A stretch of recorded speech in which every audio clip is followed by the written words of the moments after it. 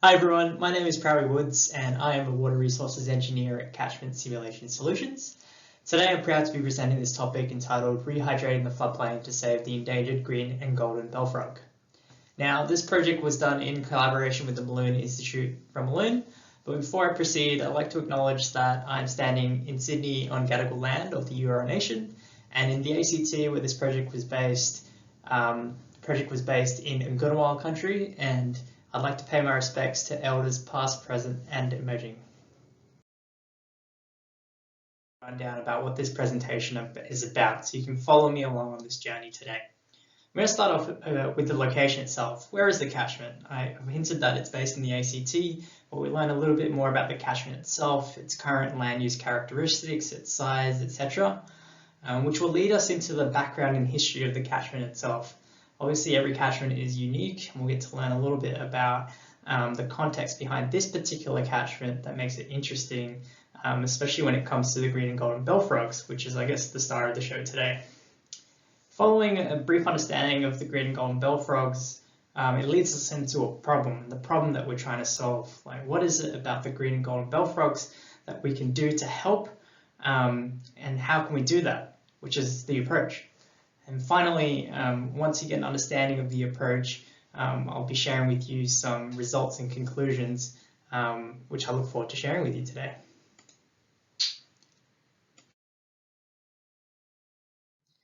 All right, so I prepped this fancy 3D Google Map imagery for you to show you where this location is. And when I recorded it, I thought, hey, it would be great to show you where Sydney is relative to this catchment site. But in hindsight, I realized it's right next to Canberra, and like everyone knows where Canberra is. So anyway, we can see it east of Canberra in red. The catchment size itself is about 4,000 kilometers squared, so it's pretty big. The lowest part of the catchment sits about 750 meters above sea level, rising right up to about 1,300 meters above sea level. There you can see where it is pointed on that ridge line there, which is bordering the Tallangatta National Park. Now that is also the start of the Great Dividing Range. In terms of the land use within this catchment, the aerial imagery kind of suggests that it's mainly agricultural. It's called quite rural. You've got some forested areas in the upper parts of the catchment. There is an old abandoned mine there, which has some water quality implications, but that's, I guess, a little rundown of the location itself.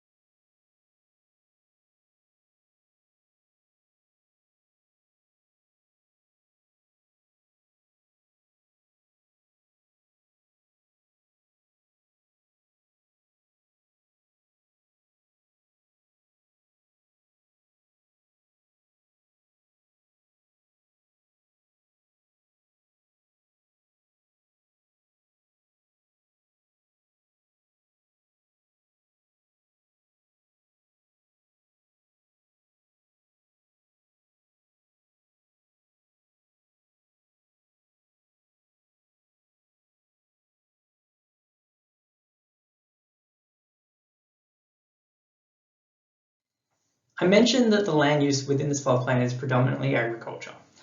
Now, since the introduction of agriculture post-colonization, the Molonglo floodplain has undergone massive ecological changes. This is primarily due to the introduction of livestock, which requires land clearing. And as you may know, the clearing of land results in greater runoff of water, where water is better easily able to run off and enter the main channels. You also get the compaction of soils, which makes it harder for water to infiltrate into the soils, resulting in greater runoff. Now, as a result of this increased runoff, what we're getting is greater incision within the floodplain and less engagement of the broader floodplain. So in essence, the floodplain is becoming smaller and more contained to the primary channels. In the image on the left here, I have an example of the DEM within the floodplain itself. In the darker blue, you can see the main primary channels, and in the light blue are a lot of secondary or flood runners that are evident within the floodplain. Now, pre-colonization, you might have seen a chain of ponds kind of disconnected floodplain where many of these secondary channels were being engaged and less dominant primary flood channel. Whereas now on the right, I've got some aerial imagery from a drone where you can see, I guess, the primary channel being engaged during a rainfall event, but you do see some of the flood runners being engaged, but perhaps not as much as it once was. And finally, on the bottom right, you can kind of see evidence of that incision. You've got greater energy going through the system or through certain sections of the system, which are encouraging erosion and thus incision within the floodplain. I guess this slide puts together or conceptualizes some of the points. On the right here, I mentioned the chain of ponds system where you have a discontinuous floodplain. So these ponds fill up over top, go into the next one and to the next one. The water table is quite high. The soils are rich in nutrients and better able to encourage vegetation growth. As you clear land and introduce agriculture or livestock, water table generally goes down. You've got more energy going into those channels, greater erosion. You get like primary channels without the broader floodplain being engaged as regularly. Again, we're driving home that point that now we're getting more incised channels within the floodplain and less of the actual floodplain being engaged. And a photo driving home that point, although it's hard to see in this one, these banks that have been incised are about me tall. So if you can imagine the amount of water that would be required to actually engage the floodplain to the right of this picture would be quite high. Okay, so now we know a little bit about the catchment, where it's based, a little bit about its history, and how has its history affected the population of the green and golden bell frog. Now, as you can tell by the title of this presentation, the green and golden bell frog is listed as endangered in New South Wales. It has been since around the 1980s. Within the Molonglo floodplain itself, we're quite fortunate that the green and golden bell frog population still exists, but since about the year 2000, it's been in continuous decline. Now we know this because Patmore and Osborne, who are some ecologists, have been able to track its progress in habitat since then. They come back every year, try and find the frogs, document where they are currently living and whether previous habitats are still there or not. So on the left here, we have a summary of some of the results.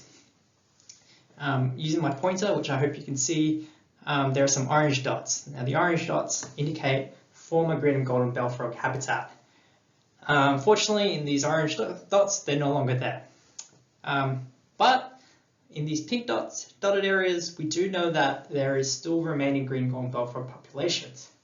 Now, what's the difference between the two areas? We could speculate a little bit, but mainly the habitat has changed. So where the floodplains are breaking the banks more and hydrating the broader floodplain, the green and golden bell frog still exists. It's a wetland area. But where the banks aren't breaking as much, where the channels are more incised, water isn't breaking over the top of the banks, less water is getting to previous habitats and thus drying out, no more frogs. So that's the rough correlation that you can make, but the ecologists have put forward far better suggestions than I have, which I'll talk about in the next slide. As I mentioned previously, Patmore and Osborne have put forward these suggestions. Now, I'm going to have to excuse myself whilst I read through some of them, but they put forward specific management actions of the Molonglo floodplain to conserve and fortify the existing green and golden bell frog population through the appropriate management of waterways, wetlands, and the grassland matrix that surrounds these wetlands. They've suggested to implement actions that remove or reduce the known threats. Now, if you think about threats to frogs, what could they be? We're thinking predatory fish species, we're thinking of introduced disease, as well as weeds. And finally, one of the other suggestions was to undertake wetland management and construction activities that will assist in re-establishing and expanding the green and golden bell frog population. In simplistic terms, we want to create more areas where the green and golden bell frog can thrive. So with Patmore and Osborne's suggestions, the Malone Institute have put together a number of goals for the Molonglo floodplain rehydration project. They mainly relate to that last point around creating a better habitat or creating more habitat for the frogs to thrive. We want to safeguard and the remaining habitat of the green golden bell frog, don't want to make them any worse. But we can also help them thrive by restoring the hydrology of the Molonglo floodplain closer to its natural state. We can do this by greatly increasing the extent of native wetland vegetation. We can also maximize the extent of viable breeding habitat of the green and golden bell frog with the construction of artificial wetlands of the floodplain, and to promote the evolution of a functional and biodiverse grazing landscape on the Molonglo floodplain and the surrounds. But how do we do all of this? We're essentially trying to undo 200 years of colonization on a landscape. There is no silver bullet to this, but this is the problem that we're trying to solve, and I'll talk to you a little bit about the approach that we've decided to take. The Balloon Institute is no stranger to trying new ideas to help reverse the ecological damage that European settlement has done to the landscape. One of the ways they've tried to do this is by the introduction of soft engineering interventions, also known as in-stream structures. We're not talking about dams, we're talking about natural solutions that help recreate, or at least try and recreate, the pre-colonial landscape. One of the ways to do this is through these in-stream structures, and the aims of these in-stream structures are as follows. First, we're trying to increase the cross-sectional area of stream flow. That is, if we're looking at a floodplain in plan, we want to see more water hydrating the landscape for the same given volume. So we can tell that with an incised channel, most of that water is contained here. We flatten it up, we can raise the water a little bit higher for the same given volume. We're increasing the cross-sectional area of stream flow. The second aim is to reduce the channel capacity so that high flows break the banks more regularly, dissipating the stream's energy across a far greater area. By doing this, we're reducing erosion. Thirdly, we're trying to reduce the stream's mean gradient, which will reduce flow velocity and therefore kinetic energy. Whilst there's only so much we can do with the natural landscape, naturally over time with all the incision, you're getting steeper and steeper banks. If we can reduce the steepness, we can hopefully reduce its velocity and therefore kinetic energy and therefore stream erosion. And finally, we want to increase the surface roughness by increasing vegetation density and water turbulence, which will in turn reduce the mean stream velocity. So what do one of these in-stream structures look like? Here I've got an example of one. So the Balloon Institute are no strangers to building these. They've built dozens and dozens of them around Australia. Basically, they're trying to be soft. They're kind of soft engineering. They're also known as leaky weirs. Here I've got an example of a log sill structure at Maloon Creek. Basically a couple logs that are reinforced. You've got some riprap downstream. What are we doing? From a previously incised channel, we're increasing that cross-sectional area. We're increasing the vegetation around the banks. We're engaging those secondary flow paths earlier. So say we had a flood event. For this example on the left, if there was a flow path down this way, for that flow path to be engaged, you need quite a high level of water. Whereas here, the water's already quite high. Water could easily go through there with a smaller event. We're engaging the secondary flow paths, hopefully spreading the energy across the broader floodplain. And that's kind of the aim of what we're trying to do. Some more examples here. Again, another log in-stream structure. We've got some riprap, a little bit of riprap, but in turn, we're trying to, replicate the natural landscape. The end product is hopefully something that integrates very well with the landscape. Another example is brush mattressing, which is a cost-effective solution where, say you've got quite an incised gully, it's a quick way to reduce velocities through this area. You increase the dampness, local dampness, hopefully encouraging some vegetation growth nearby. What we're trying to do is just slow down the water, reducing erosion, reducing channel incision. So with all of that said and done, we're now into the approach. Where does flood modeling come into this? If you're a flood modeler watching, hello, where can you help in saving these endangered green and golden bell frogs. And we're fortunate enough to be engaged by the Molonglo Institute, which I've highlighted in yellow is their kind of tasks. What they're trying to ultimately do is get the relevant approvals and construct these soft engineering interventions. You can't just go willy-nilly constructing them because there are regulatory approvals that you need to do to get there. One way to help in that process is by providing a clear and transparent process to show that these interventions work as intended. Now, I mentioned the aims of the interventions. The whole process of the hydraulic modeling and hydrologic modeling that we've done is to prove that they work and to, I guess, in this case, help optimize their locations. We developed a model, we produced some outputs. The Molonglo Institute comes back to us and provides some suggestions to where those in-stream interventions are best placed. We rerun the model, we see what the differences are, we feed that back in. Maybe we'll go through that again, maybe not.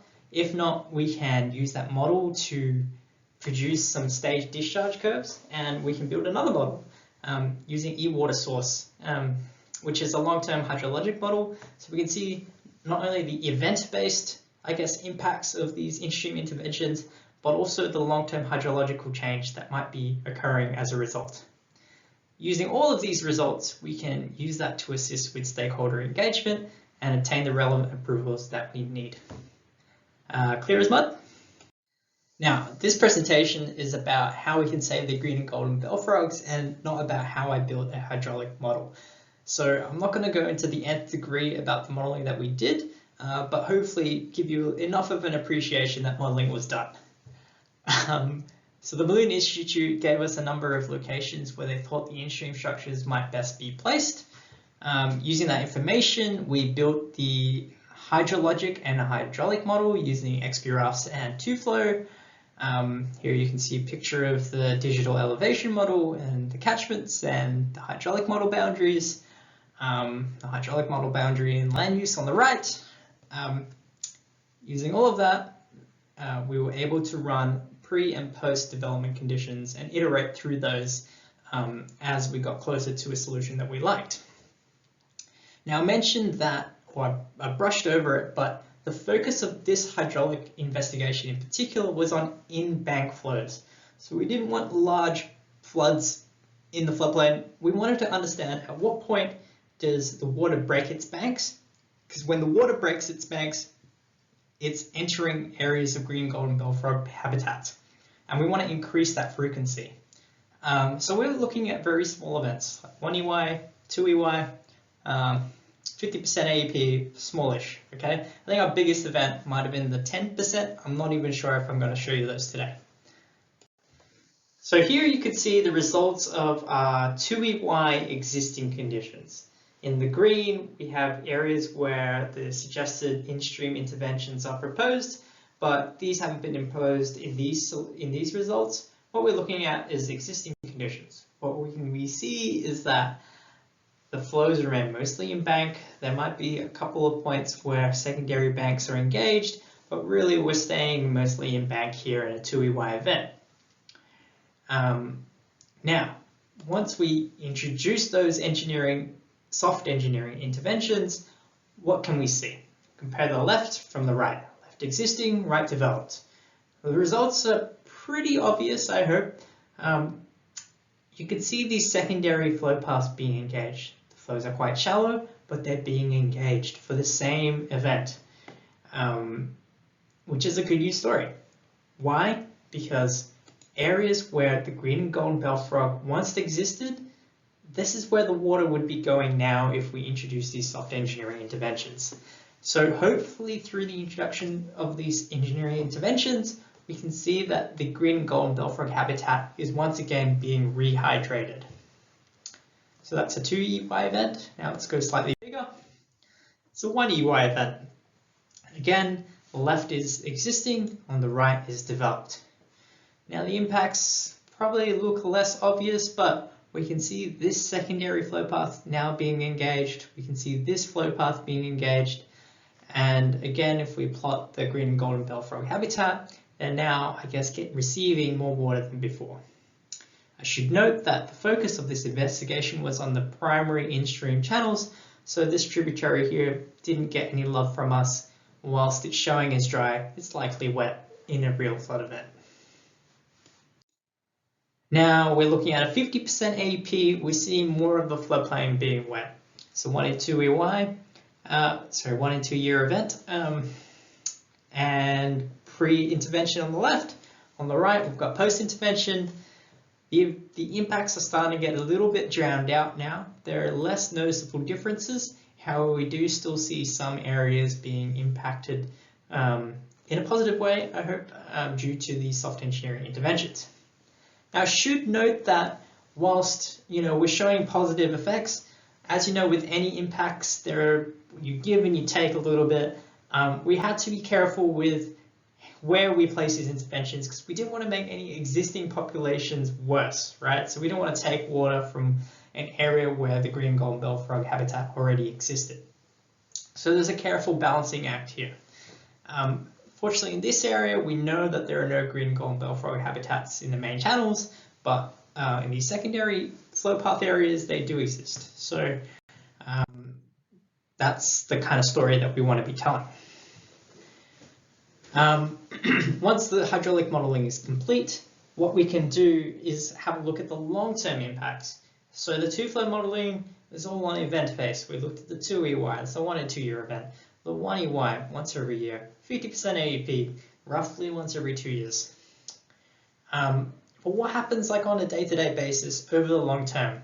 What you can do is build a e-water source long-term hydrologic model. We've got rainfall data going back 100 years or so. And what we did was we built a long-term hydrologic model of the catchment. That's kind of what this kind of screenshot of the model presents. And then we can focus on a couple areas. So in this case, we focused on these areas deemed Kawula East and Kawula West. These are flood runners. Over here, we've got the mainstream channel. It's kind of grayed out, you can't really see it. But what we can do from the two-flow model is get some stage discharge curves. That's what these two graphs indicate. Basically, for a given floodplain, given flow going this way, how much goes to Kawula East and how much goes down the primary channel. That's pretty much all these graphs are saying. For the existing conditions, we're getting, for a given amount of flow, we are getting, for a given amount of flow, we're getting more water in the developed versus the existing. We can feed that into our hydrologic model. What do they say? So what we can see here is the number of days where flows enter the Kawula floodplain. So from the slide before, how much water is going to the secondary flood runners, or in other words, potential green and golden bell frog habitat. So for the existing conditions, for one of the areas, we had 571 days that was getting wet over this time period, whereas for developed, we're seeing 900 days. It's an increase. Again, for the other area, we're seeing far greater amount of wet days in those potential green and golden bell frog population areas. Here we have an exceedance curve, which presents the percentage of time a given surface area exceeded. So I'm talking about a surface area of water that is, or surface area that's wet, more or less.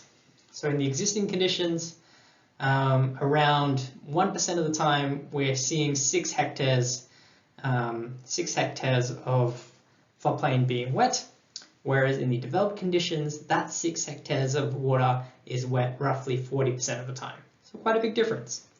And these are the two different Kawula West and East compared. Basically what we're seeing for both is that they are staying wet for longer. And that's all that long-term hydrologic modeling shows us. It's one of the things that we can help us show us. We can pass this on to the ecologists and they'll be able to assess whether or not this will help the green and golden bell frog population. Thank you for listening to this presentation so far. We've come a long way. So far, you've learnt that colonization has had a negative impact both on the floodplain and the frogs themselves. I've also introduced you to the idea of soft engineering interventions to help somewhat reverse this, the impact that the colonization has had. We developed a two-flow hydraulic model and an e-water long-term hydrologic model to try and get an idea of the long-term impacts that these soft engineering interventions might have. So far, the results are looking good, but we're only halfway there. We haven't constructed anything. The next steps in this stage are to engage relevant stakeholders and communicate the results with the general public. At the end of the day, the modeling is just a tool to help provide the communication that's needed. The Balloon Institute are working hard to get the relevant approvals to implement these soft engineering structures, and hopefully in the coming years, we'll start to see a resurgence in the green and golden bellfrog within the Molonglo floodplain. Now, I'd like to thank you again for listening to this presentation. If you do have any questions or unsure of anything through this presentation, please ask me a question in the comments, and I'll do my best to answer them. Thanks again for listening. Have a good day.